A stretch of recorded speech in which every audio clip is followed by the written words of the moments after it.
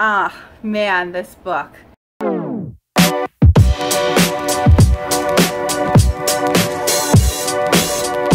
Hey guys, it's Becca and this is Becca's Books. So today is really exciting. I was sent one of my very first ARCs for a release coming out this fall, and I gotta tell you, it is so good. I am so excited to bring this book talk to you guys today.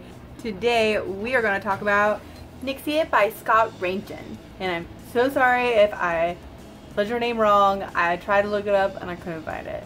So I was lucky enough to receive an ARC of Nixia today, and I just started it, and holy moly, it has just taken off with me. Nixia follows the first-person perspective of Emmett, who is from Detroit. Emmett was chosen along with 10 other kids by the company Babel Communications to fly out to this planet called Eden. They fly out on a ship called Genesis 11, and on the ship they complete a bunch of training and competitions before they arrive to Eden. And the story kind of follows Emmett along with his relationships with the other contestants or kids along the way. He finds out what they all have in common and why they're there, and what they will be doing once they get to the planet Eden. Now Eden, so in this way, this plot is a little similar to Avatar in that they are visiting this planet in order to harvest Nixia.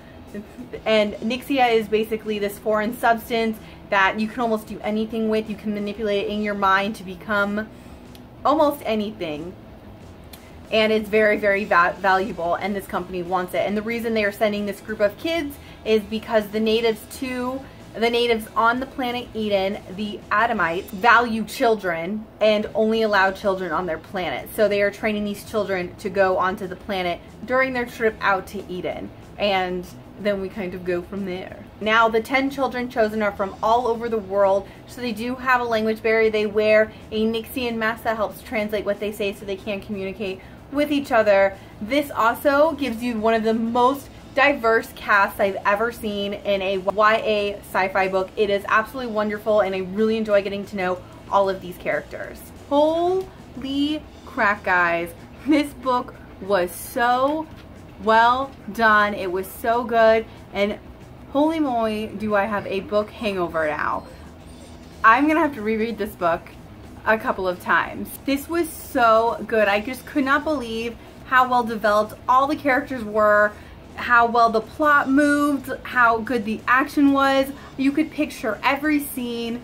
There wasn't really an aspect of this book I didn't enjoy. There was a letter to the reader, and it threw in all of these little love notes and hints to Illumine and Red Rising, and I absolutely loved it. If you liked Red Rising, you will absolutely love this book. It was totally reminiscent of Red Rising with little hints of Illumine in there.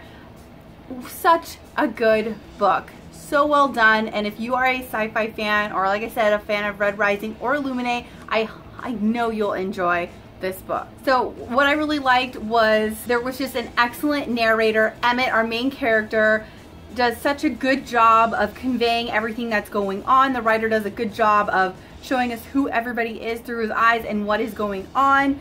The plot is pretty fresh. I really enjoyed it. There was multiple layers to all of these characters, and you couldn't help but love and hate some of them. It was perfect. One of the best things about this book was the diverse cast of characters. I was so heavily involved in all of them. I'm way too invested in these characters. Like, I'm gonna take a step back, a step away from the story, because I care way too much about all of them. I either loved them. Bilal, you're the best. Can we all have friends like you? I want to be your friend. Can we be friends?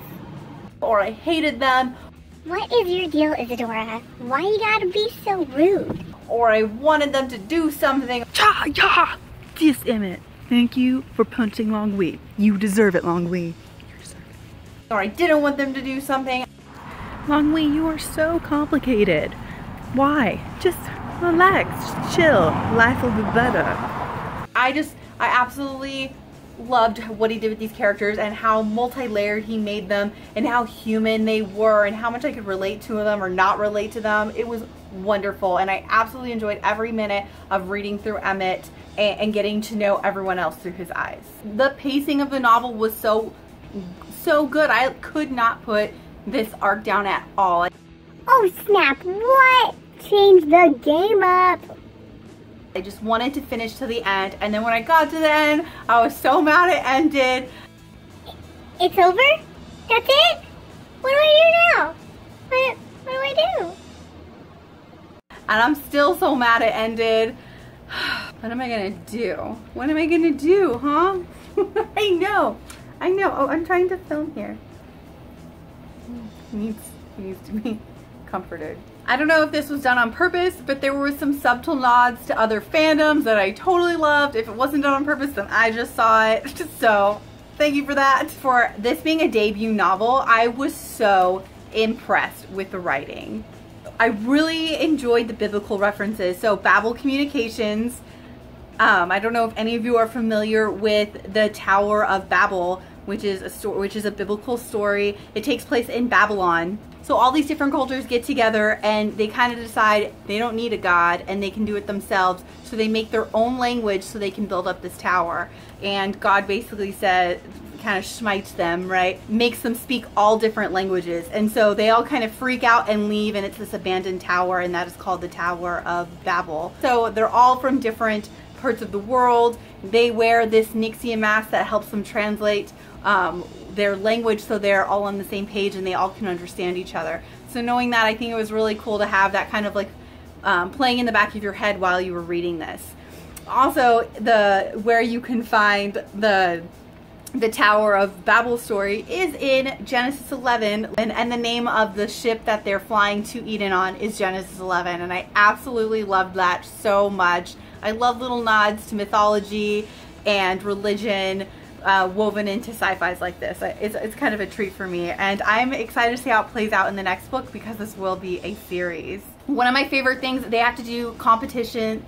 One of my favorite things is that they have to do competitions on board. The writer does such a great job illustrating all of these complex things going on within these competitions, and they are so great. There's this one room called the Rabbit Room. It was my absolute favorite. I really enjoyed it, and I loved the time we got to spend in there.